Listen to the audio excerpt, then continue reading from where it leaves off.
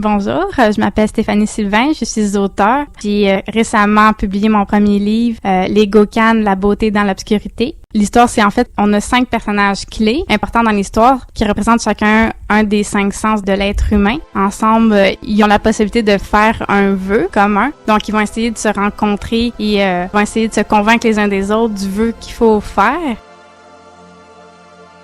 J'ai commencé à écrire les Gocanes, j'étais encore au secondaire, j'avais 17 ans. J'ai écrit le livre, ça m'a pris environ 4 ans l'écrire et le peaufiner en récoltant des commentaires d'autres personnes, de mon entourage.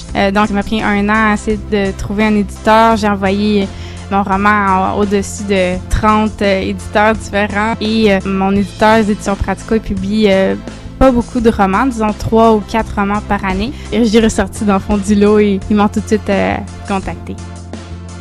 J'essaie toujours de faire quelque chose que j'ai jamais vu ailleurs et le concept des 5 sens, j'avais jamais vu ça personnellement. J'ai essayé de développer là-dessus. Je savais déjà au départ que je voulais un personnage qui manquait un sens. Dans ce cas-là, c'est Tetsuya qui a pas le sens de la vue. Dans le fond, le fait d'avoir un narrateur qui lui manquait un de ses sens, je trouvais que c'était un double défi encore plus amusant pour moi et encore plus original pour le lectorat.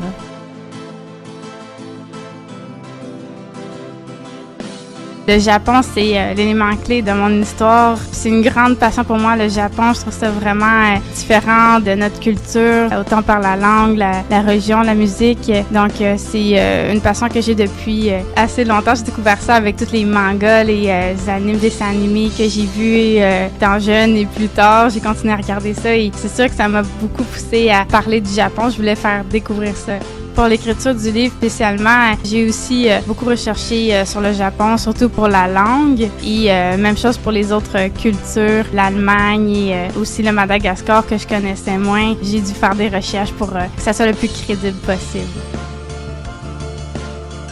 En fait, j'ai pas personne en particulier, je me suis inspirée. Il y a parfois des situations qui m'ont aidé à perfectionner mes personnages. C'est une des premières choses par laquelle je commence. Je fais pas beaucoup de plans au niveau de mon écriture, mais je fais toujours des fiches de personnages pour définir leur caractère, pour essayer de découvrir avant même l'écriture leur peur, ce qu'ils aiment, ce qu'ils aiment pas. Donc, ça m'aide aussi à développer les personnages en tant que tel. Je procède pas vraiment avec un plan, mais je sais toujours à peu près comment ça commence, comment ça finit. Et entre les deux, bien, je m'amuse, j'improvise beaucoup. Et avec ça, évidemment, j'ai beaucoup de réécriture par la suite pour que ça soit le plus cohérent possible. J'espère que vous allez pouvoir apprécier la lecture de ce premier livre.